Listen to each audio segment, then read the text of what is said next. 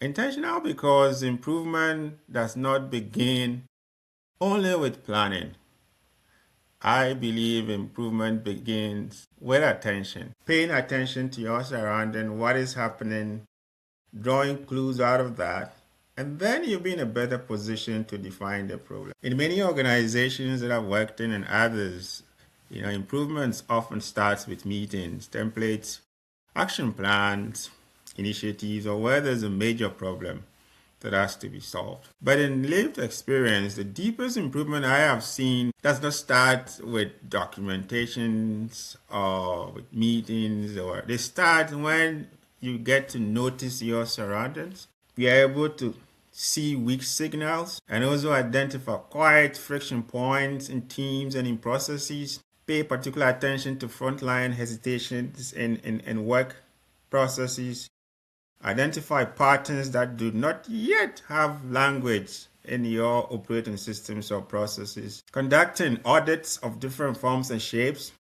So, I have learned that system speaks long before we start documenting issues that relates to problem. In most cases, the dashboard, it's often late, or probably if it is current, the updates are always not on time. Reports are always filtered to meet current demands or issues that are of concern to management and people. But the reality is always present.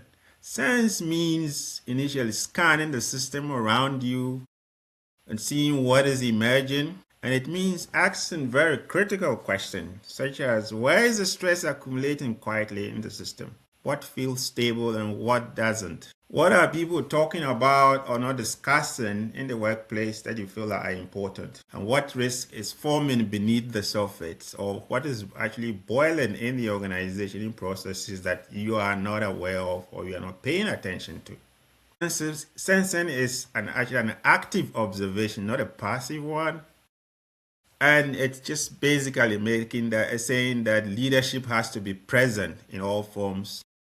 Your eyes, your ears, your senses, everything. So in other words, sensing, which is the first step, I am saying it's a discipline of paying attention before rushing to designing or identifying problem. Because planning assumes we are already ready and we perfectly or somehow understand the problem. And without having a good sense of what exactly is happening, it's always difficult to be at that stage. So sensing admits that we are still learning, that the problem is true, and that humility is where improvement begins. So that's the first stage of continuous improvement that I am putting across to you to think about.